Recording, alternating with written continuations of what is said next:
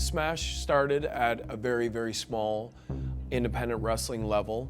Well, that's what the beauty about this company, and this is why I love this company so much and I take such pride in it. It started as just a small little indie company where one of our closest and dearest friends decided, I just want to put on a wrestling show. So he decided that he wanted to put on a wrestling show. I was always his mentor. He decided that I should be on this show. When I came in there, it was the same group of guys that I've always wrestled every weekend, whether it be Oshawa, whether it be Hamilton, whether it be wherever. It was just another show. In Toronto, let's do another show. So to me, when it first started out, it was just, it was more for him than it was for Smash. And there he is, ladies and gentlemen, the measuring stick of professional wrestling, particularly in Ontario. Textbook, Tyson Dux. Everything he does in the ring is absolutely, as the name suggests, textbook. Hacker Scotty OShea, same way. Always doing Hamilton shows, Oshawa shows. Let's do something in Toronto. Yeah, why not? Tyson, I have never wrestled Tyson one-on-one. Let's do this. No slouch himself, the hacker Scotty OShea. Yes, he typically symbolizes fun and games, as you can see. I mean, he's carrying a keyboard to the ring. So me and Scotty OShea are in this match for the first time, and I think this is the first time I've ever really locked horns one-on-one with him, and I always, he's such a great kid. He's such a good kid. And I thought it was going to be like one of those ones that's going to be a great show. Now this is the part of that I remember in this match completely, beyond anything else, is there is a spot in there where I do believe there is a sunset flip. Right off the ropes, he comes back striking himself. Sunset flip attempt by Scotty OShea. And then he kicks me. So the kick is supposed to land on your chest, bang. So the kick was supposed to come, boom, right on my chest. Hacker is not the most, for a guy that flips and stuff like that, the coordination with his feet can be a little bit off, and he kicks me right in the mouth. Right straight in the mouth, and almost like I see stars, I see black spots. Sunset flip attempt by Scotty OShea, and no, oh, look at that. My top teeth were all loose because Hacker had field gold or soccer kicked me in the face and almost took out my teeth and like almost shut me down. And that is the one thing. Now, the match is good. The match is really good. It's one of those matches that goes on, like, without saying is great, but that's the one thing that I remember in that match is like getting kicked in the face.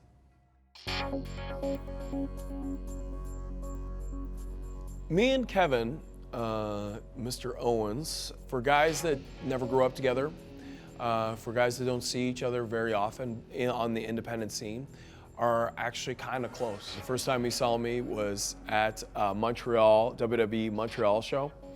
That, in fact, was my first match back after my knee surgery. And he watches me in that ring, and he tells me himself, he honestly is like, when I first saw you come out there, I'm like, man, he's like, I don't understand why he's there and I'm not. I can do all this crazy stuff. I don't understand why that guy's there. And then when I got in the ring, and me and I do believe it was Chris Masters, no, Spike Dudley. Spike Dudley did a match, and we did this little thing, and then when we broke free, I did that silly little dance that I was known for. So I do the really weird Looney Tunes off the stage dance. That's where I got it from. He was up there and he admitted to himself, and then to me later, he's like, I didn't like you. I didn't like that you took a spot that I should have had, and then I saw you do that dance. He's like, that makes sense. I get it now. So he understands, and I love that he's so honest. He's so honest, he'll just tell you like that. You know, he'll tell you straight up, if he doesn't like something, I don't like it. But this is one of our first conversations we've ever had together. Where I told him the same thing. I said, I saw you on this iPay-per-view thing, and you and Generico and Pierre Ouellette did all this crazy stuff. And I said, you amazed me. I said, it's a lot, and it was really stupid, but that was amazing. And then he laughed at me because he's like, wow, like that's pretty honest of you. And he says, yeah, we did a lot of stupid stuff just so that we could get noticed. I said, well, it worked. And so this is our relationship. There's a mutual respect and there's an honesty between us. Kevin Steen making his entrance in the Smash Wrestling ring for perhaps the very last time. That match is probably one of those ones that is not my best outing as far as sport-wise, but is definitely one of my favorite ones. There's a moment in that match where Kevin is selling. He's selling away. I took him out. He's on the floor. He's crawling away from me. And just as sure as I know myself, I know what he's doing. I see him crawling towards French fries. I'm like, he's gonna pick those French fries up. They're coming at me. And I'm like, I got a second here. How am I gonna react? It's either one of two ways. The story can be either I take the fries and I can sell off like he hit me with an anvil, or I can stay there and not sell these fries and look at them like a guy that's disgusted with them. So I went the disgusted way. Oh! He just hit him with food! He hit him with lunch! And then we just went right into our spot, and then that led into home. He stacks him up! Power driver! 1, 2! To this day, I think there's a clip online, and it's just over the French fries. And that's probably the best part. And that's finding those moments. His moment is he wanted to do that silly little dance. So me and him did that stupid little dance with Jimmy Corderas, who had done that same dance with me at Air Canada Centre years ago.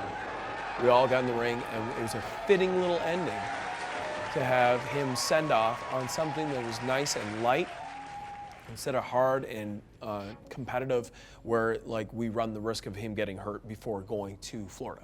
You are one of the very best wrestlers, not just in Canada.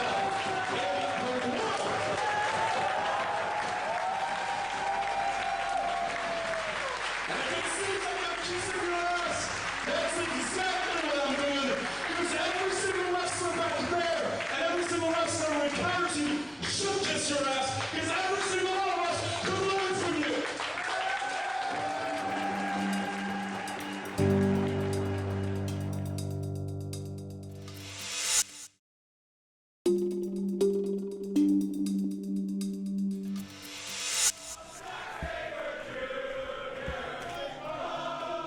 A lot of guys will get scared with an idea or a character and start to do it and then falter away from it. Or have this character all the time, but always falter. So if their character is like Zack Sabre Jr. Zack Sabre Jr. is one of those guys that I really respect because that's brave. Because all his stuff is grappling based. Everything he does is submission and grappling based. And oh! Pop that shoulder right out. Might have done it. In a day and age of flips and dives and crazy high impact, Zack Sabre sticks to the ground. He sticks to holds and he bends and he twists and he does all the funky style. And again, look at the way he just contorts the arm. And oh! He's not only very, very talented, but he's stuck to his path and he's stuck to the commitment he's made to keep that character the way it is. Because I imagine there's been times where that's like, oh God, like they're not buying this. They're not buying this at all. But he's never switched. He's always stayed Zack Sabre Jr. The great thing about me and Zack Sabre Jr. is we got a chance to work with each other a little bit at WWE. And so the rematch just makes it easy. It makes it way easier, not on the sense of like because of that sense of timing, that sense of getting into a ring with a guy and just knowing how he moves and at what pace he moves. And I know, like, the one thing I know is how to wrestle. I know about angles. I know how the physics and the mechanics of a body work. So I know how to hook and turn and stuff like that. And same with him. So it's one of those matches where I'm like, I asked him off the start, he said, do you want to do anything different? I said, we're not going to have the same match we did at WWE, but let's do that style. I don't want to do another style. I want to do that style that we did. I just want to emphasize the wrestling part of it. So he's trying to rip the foot right off of Tyson Dux there. Zack Sabre Jr. does holds that I can't even fathom he how he thought He has a cravat locked in on the foot of Tyson Dux. Nice escape though from Dux. It was kind of neat to have a match like that where it was fluid and it was smooth and it was a lot of different holds and a lot of different exchanges. And his team. Hurricanrana triangle choke. That triangle choke, it is locked in, Brad. That kind of came out of nowhere, too. And oh, now he's got that ankle locked underneath that knee, Brad, able to put more leverage on the back of the head and the neck of Tyson Dux. What he's trying to do here, Brad, he's trying to squeeze the chin of Tyson Dux into his own chest. But Tyson Dux able to power out of it. Not only do I love to educate students in this game and people that want to aspire to be pro wrestlers, I also like to educate people. So when people come out of there and they're like, wow, what? And they've taken away a little bit from it. Like, if you turn that way, if you turn your body with a guy, does that mean that you can get out of something? I've done my job. I've done my job well. Cody wanted to be here in Smash Wrestling. He wanted Tyson Dux to be his opponent. Both of those wishes were granted. He handpicked Tyson Dux. Cody Rhodes is one of those guys who's a real class act. He's a real classy guy. He comes in a suit. He's very well spoken. He's very prim and proper.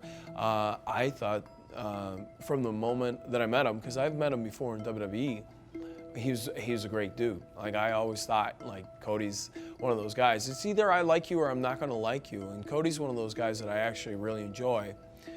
Professionally and on a personal level, because he's so put together. You want to emulate that. I'm never going to be this. I wear track pants, I wear jeans, I wear t-shirts. I'm never going to wear a three-piece suit. He's going to wear a suit every time he goes to a show. It's classy and it looks really cool. And to be a son of a legend, the son of one of the biggest legends of all time, and still pave your own way and make your own and leave the biggest company in the world, it baffles my mind, because all I've done is struggle to get there. He struggled to get away from there and make his own, and he did. He really did. So that's one of those things, is different paths for different people, but to see how you can meet up in the middle, somewhere in the middle, and have a moment. What's he looking for here? Brutal crossbody! Into the cover! Cody looking to defeat Tyson Dux, no! And now Cody. Right to the face, right to the jaw of Tyson Dux. Oh, he's caught him. Death Valley driver! Wow, plants Cody into the mat. Is that enough to put him away? It is not. Only a 2 count, Scott. What's it going to take? There was only one part of that match, because that was just a good match. That was a good match for me, because I get to work with Cody. Cody's does, his style is great.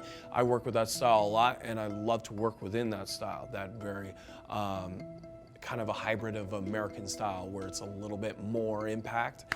I enjoyed it. I enjoyed it fully. I tried to get him to wrestle the way he wanted to, because I kind of wanted to do that myself. The best part, though, is when I told him to do the drop into the punch. So I told him, I'm going to go for a backdrop. His brother Goldust does the back bump and then punches you up. He said, well, I never do that. I never do that thing. And then he would do the bionic elbows. He'd roll the arms and then go into bionic elbows. Shades of his father. But he'd never do the drop and then up with the punch. And I said, why not? And he goes, well, I just feel as though maybe it's just too much. I'm like, why don't you, maybe the fans will kind of scoff at it. I said, why don't you try it? I want you to try it. Let's just do it. We're just in Toronto. These Toronto fans are very appreciative and they're very educated. They understand pro wrestling.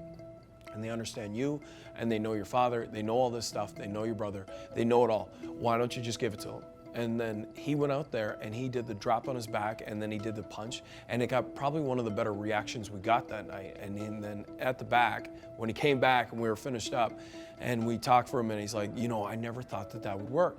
I said, you should start using that more often. I said, it's not always about how you feel it's going to work, is you got to try it. If you don't try it, you don't understand how they're going to, because you can't really predict how they're going to react unless you give it. And then if it didn't work, just don't do it. If you're going to do it and they react to it, do it again. And that was kind of a neat moment for me, because this guy should be teaching other people. He's got more knowledge in that head just through genetics than any other human being, right? And just to like have that little moment with him is kind of neat. It's kind of neat for me. It just shows that because in this business you get very insecure, but it's in moments like that. It's like, you know, I can do. Like I've been around a long time too. I can do this too. You know, I can know what I'm doing. You know, so it's one of those.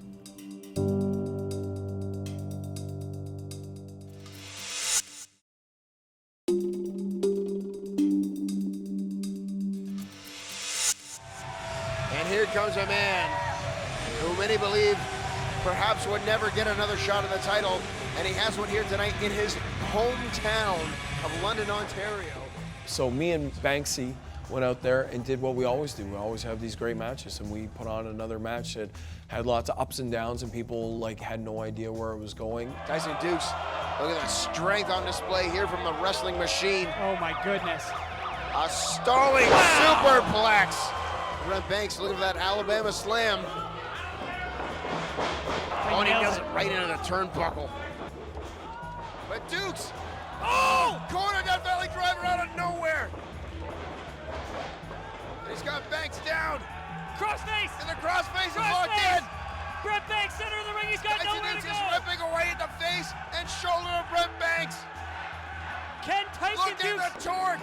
And he tapped out. He tapped out. Tyson Dux is a new Smash Wrestling champion. I've never held the Smash title up until that point. I've always seen them go around with it. Never picked it up. The first time I picked it up, like I couldn't, like it was one of those things. It was like, this is where the company sees fit. This is where they are going to invest their time into. As soon as I grabbed that title, it wasn't that I was happy or elated or anything like that. As soon as I grabbed that title, my first thought was now the work begins. I'm gonna have to work now. I'm gonna have to work extremely, extremely hard, because it's easy. It's real easy to be the guy that wants something and goes for it and puts on matches. If you're in the middle of the card, if you're the start of the card or the middle of the card, it's real easy to get reactions. It's easy to build yourself and get yourself to a point where you're getting over and moving forward. It's another thing to be at the top and continue to stay at the top. And I know a lot of people think that's one of those things, like, yeah, whatever, but it's so true. And whenever you're in this situation where you can only go so far, and like when you're at the height of it, you gotta stay there. It's either fall down or stay up. There is no other elevation to it. There's only two ways you can go. You can go down, or you can stay the course. You can stay on top. You can be the peak of the mountain. And so with Smash being the Smash champ, grabbing that belt for the first time, looking down, the spot called for Kevin Bennett, to another great kid, another talent, to take me out.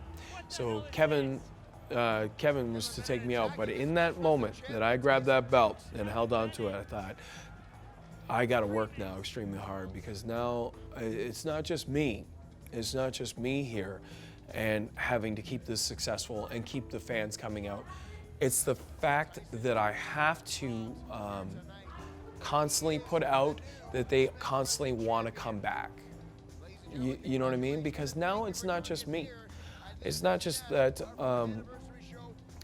I'm the face of the company, I'm the guy, so if I lose it, oh, well, whatever, I'll just do something else. It's because I'm the guy that they come to see at the end of the show, which means the guys behind me are guys working really hard, but also they're working and need a job to be at, or the crew has something that they want and they want to be here and they want to put on this massive production. And if I start letting it fail and the company starts to drop and plummet and fans don't start coming out, that's on me.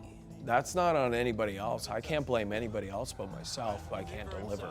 So that's that pressure is something that I'm ready for. It's one of those things that I've gauged and I've built in myself to get ready for, because I knew this was coming. For about 6 months, I knew this was coming.